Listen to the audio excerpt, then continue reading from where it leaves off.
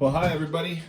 So we're going to continue with chapter 10, and this will be our first recorded video. This is chapter 10.2. I'm on page 516 in your textbook. And today we're talking about special pairs of angles. Now, to review, you've already learned about acute angles, obtuse angles, right angles, and straight angles, as we learned in 10.1. But we're going to learn about some other types of angles too that occur in geometry. And so the first thing I want to do is just demonstrate some interesting things that happen when you have two lines that intersect. So let me cover my definitions just for now. It's not really important to go over them just yet. So I have these two lines that are intersecting. One of my lines is D to C, and the other one is A to B, and they intersect at E. And if I was to measure these angles and say, you know, this one over here is probably about 75 degrees. You know, what's interesting is this angle over here is also 75 degrees. Isn't that fascinating? And one of the things I can conclude when something is 75 degrees and the opposite is 75 degrees is I think we can conclude that the opposite angles are equal. And so when I think about it, I think to myself, well, okay, well, let's try the other one. So if this one is 105 degrees, then I could conclude that this one is also 105 degrees. Now, as a side note, if you add all of these up, they're going to equal 360 degrees. But today what we're looking at is how angles that intersect are unique, and they have unique relationships. Now, the first definition I want to come up with is just talking about this word adjacent. The word adjacent kind of just means like next to, right next to.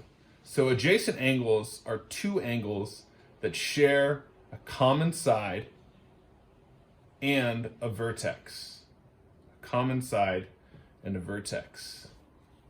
And so I'm going to draw two more angles here to add to my picture so you can kind of understand what I'm talking about here.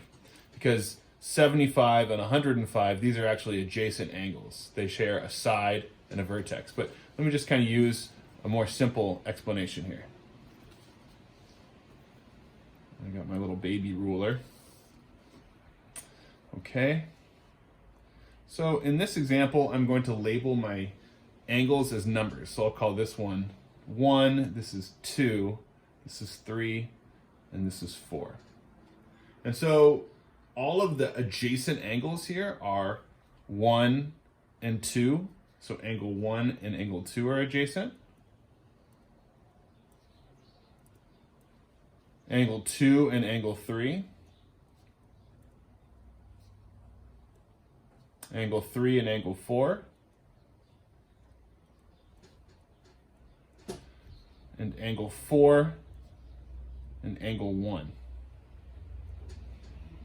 And what you might notice is actually, in addition to all of these being adjacent, all of these angles are also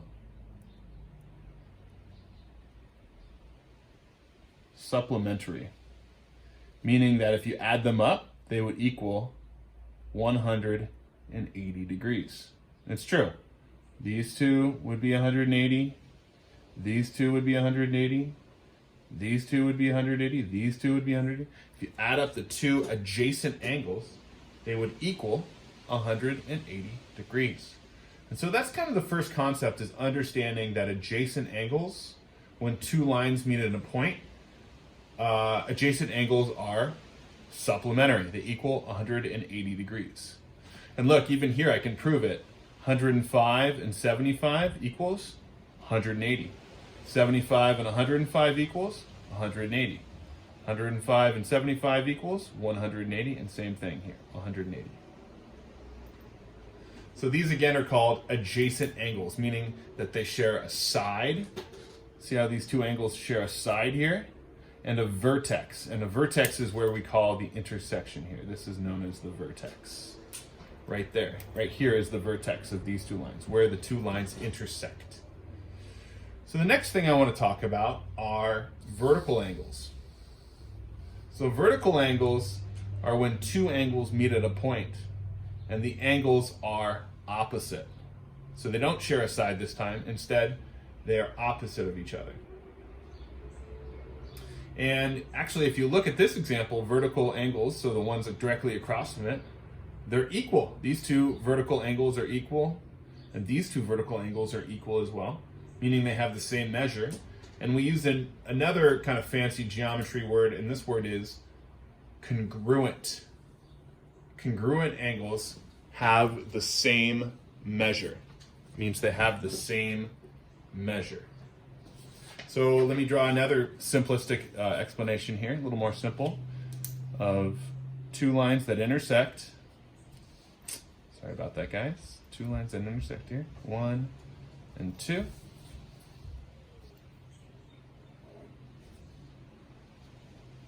Okay.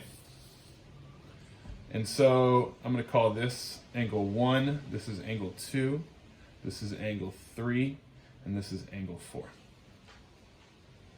So my vertical angles would be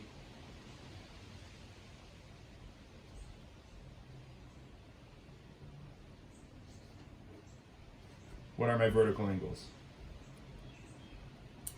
Yep, angle 1 and angle 3.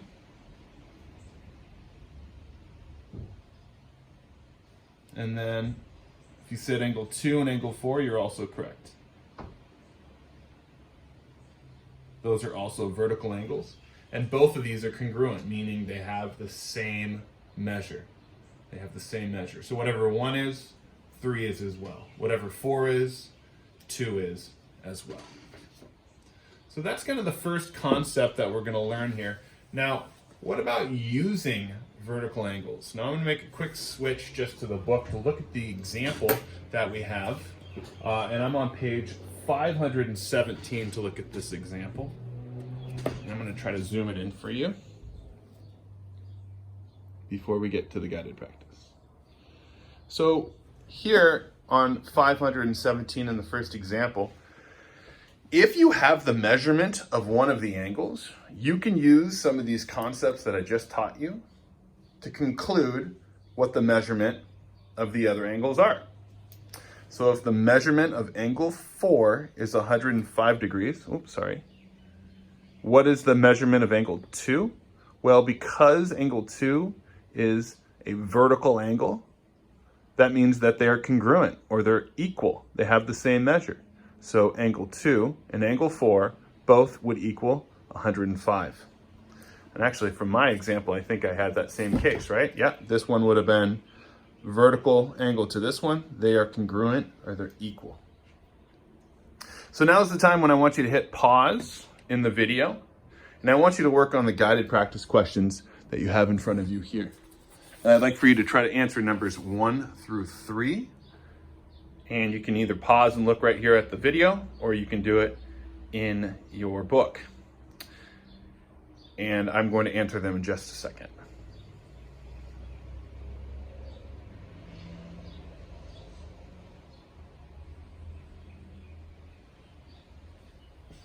Okay, so I'm going to answer the guided practice problems. Hopefully you've solved them at this point. And I want to kind of show you my thinking through them. So here's my guided practice work. So for number 1 through 3, you're going to be using the, zoom it out so we can see everything here. Make sure you see. Okay, there we go. So numbers 1 through 3, you guys can actually see that all, we're going to be using the diagram in example 2. We're going to be using this diagram. So the first question asks, name all pairs of adjacent and supplementary angles. So you got to ask yourself, okay, well, first, what are adjacent angles? And if you said that the adjacent angles are the angles that share a common side and a common vertex, you're correct. So the adjacent angles would be angle 1 and angle 2, angle 2 and angle 3, angle 3 and angle 4, and angle 4 and angle 1. I have a feeling you're not going to be able to see. Oh, you can't. Cool. So yeah, all of these are adjacent. 1 and 2 are adjacent, and they're also supplementary. 2 and 3 are adjacent and supplementary. 3 and 4 are adjacent and supplementary. And 4 and 1 are adjacent and supplementary. Okay. Here it says, given that the measurement of angle 4 is 105, find the measurement of angle 1. Well, angle 1 and angle 4 are adjacent. They're not vertical. So they don't have the same, they're not congruent. They don't have the same measure, but I know that they're supplementary. And so if they are supplementary, that means that they add up to equal 180 degrees. And I know that one of them equals 105. So if I subtract 180 and 105 degrees, I'm going to find out that the last angle equals 75 degrees. So I can conclude that the measure of angle 1 is 75 degrees. Again, the process I went through is I said, okay, if I know that the measure of angle 4 is 105, I know that 4 and 1, measure of angle 4 and the measure of angle 1 are supplementary. And so I can conclude that the added together, they're going to equal 180. But if I subtract 1, I know that it's going to be 75. Now it's asking you use your answer from exercise 2 to find the measurement of angle 3. Well, I just found the measurement of angle 1, and the measurement of angle 1 and angle 3. Those two angles are vertical angles, which means that they are congruent. So the measure of angle 3 equals 75 degrees. Yeah, this first process of thinking about adjacent, vertical, and congruent angles it's a little tricky at first, for sure. It requires some vocabulary skills, and that takes a little bit of time. But once you get that down, it's not too bad. Okay, I'm going to reset here, and we're going to look at the last concepts before we move on, and I let you get to your homework. So now we're going to talk about lines in a plane. And I'm still on, I'm going to zoom just a little, there we go. Now you can see everything. So I'm still on page 517. And this is the same exact notes that you'll find there. So if you're kind of wondering like, hey, I think this is a little redundant, that's fine. You can just look at the notes on page 517. But I wanted to try to simplify it a little bit for you. So the first thing is this phrase lines in a plane or lines on a plane. So what's a plane? Well, aside from a plane flying through the sky and carrying people, although there's not a lot of them flying right now with coronavirus, but a plane is, we're just going to kind of think of it like space. It's just this flat surface that extends with no end. Although in space it's not flat, but the idea here is that it just goes on forever. It's a flat surface that goes on forever. And now let's talk about some of these things. So a line, maybe we should define what a line is first, huh? So a line is when you connect 2 points and it goes on forever. So I've got my baby ruler here. So I've got 2 points and I connect them and it goes on forever. So there's a line. And it's straight is the other thing. So when you have intersecting lines are when you have two lines that meet at a point. Almost like the intersection of a street. Two streets intersect right there, and we call that the intersection. Those are called two intersecting lines. Now there's two types of intersecting lines as well. And the first type of intersecting line are parallel lines. So parallel lines is when you have two lines that are in the same line, in the same plane, meaning the same flat surface that extends with no end, and they don't ever intersect. They never ever cross because they're perfectly parallel. So here's an example of two parallel lines. So I have line M and line N, and they're never going to ever cross because they are parallel. As this one goes forward and this one goes forward for infinity, they're never going to cross. And I use this simple symbol to show something is parallel, and it's two lines that are parallel. And that can be kind of important, especially if I want to write what I'm seeing here. So this is actually M is parallel with N. That's what I'm showing in this picture, is that the parallel lines in a plane of M is parallel with N. So that should be a review of lines in a plane, parallel lines. I'm sure you've heard about parallel lines at some point. The next concept are called perpendicular lines. So if two lines intersect, they're called intersecting lines. If they never intersect, they're called parallel lines. And then if two lines intersect to form right angles, this is another special kind of intersecting line, and these are called perpendicular lines. Perpendicular lines. And when these two lines intersect to form 90 degrees, they have four right angles. That's one right angle right there. There's another one right here, another one right here, and another one right here. And when we draw our quadrant for graphing, we're drawing perpendicular lines, lines that intersect to form four right angles. The abbreviation for perpendicular lines is this. It's kind of drawing like two right angles. It's weird that it's not four, but I don't make up these symbols.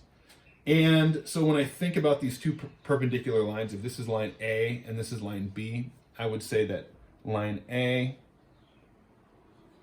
is perpendicular to line B. So that's how you would draw it, or how you would write it. Line A is perpendicular to line B. Okay, so far this should be pretty much review. Again, we're dealing with some new vocabulary. It's not too bad. As long as you keep your vocabulary organized in your notes and in your head, you should be okay. And if you need to go back to it a couple of times, go for it. I will be using it a lot over the next couple of weeks. Okay, and let's go into the final concept of the day. Now we're going to talk about angles that correspond with each other. Angles that correspond. So correspond means that it's kind of hard to define the word correspond. Let me search it here. Correspond. Because I think of correspondence as like people who report to the news.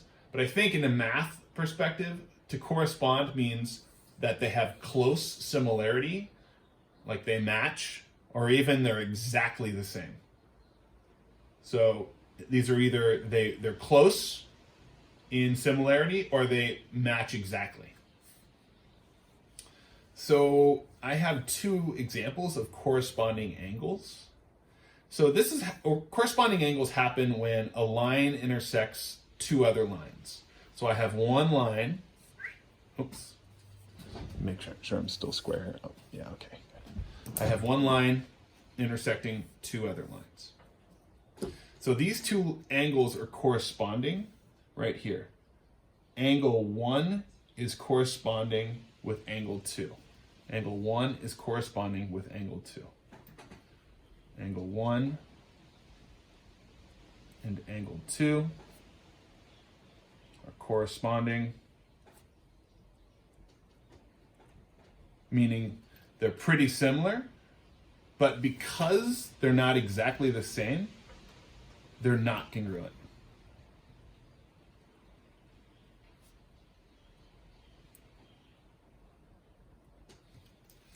So again, because angle 1 and angle 2 are similar, they're close and matching, we call them corresponding, but they're not exactly the same. I can see that this one is slightly larger than this one. Angle 1 is slightly larger, so they're not congruent. In my next picture, though, I have two lines. Line E and line F are parallel. So I'm going to just note that here. Line E is parallel with line F. And because line E and line F are parallel, meaning they're never going to cross, the corresponding angles of 3 and 4 are congruent. So angle 3 and angle 4 are congruent and corresponding. I probably should have written them in the other order, but the idea here is that because line E and line F are parallel, angle 3 and angle 4 are corresponding and congruent. So again, real quickly, the difference, first off, is these are both examples of corresponding angles. They're angles that have close similarity. They match or almost match exactly, or in certain circumstances, match exactly. But angle 1 and angle 2 are corresponding, but they are not congruent, meaning they do not have the same measure. Whereas angle 3 and 4, because line E and F are parallel, angle 3 and 4 are the same measure, and so they are both corresponding and congruent. All right. So what are you going to do with all this information? Well, let's take a look at how you can use them. And I'm going to look at example 3 on page 518. Let me zoom it in here.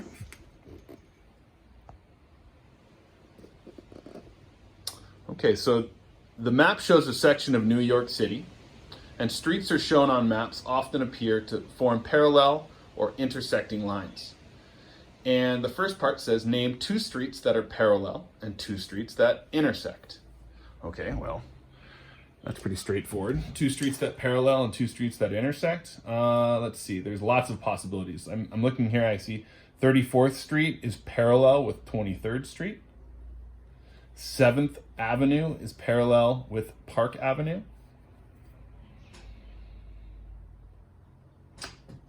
Yeah. So I could list either of those pairs. And then intersecting, remember intersect, there's lots of different types of intersections. It could be it could be intersecting lines, it could be perpendicular lines. So 34th Street intersects with 7th Street right there. 7th Street intersects with 23rd Street right there. Broadway intersects with 23rd. There's all these different intersections. And here they said that 23rd Street and 34th Street intersect Broadway. Yeah, both of those intersect Broadway. Those are both correct. Okay, then the next part, and this is where it gets kind of interesting. They said, given that the measure of angle 7 equals 68 degrees, here's the measure of angle 7, find the measure of angle 1. The measure of angle 1. Now, this is where it gets kind of tricky, right? We have 2 parallel lines, and we have an intersecting line.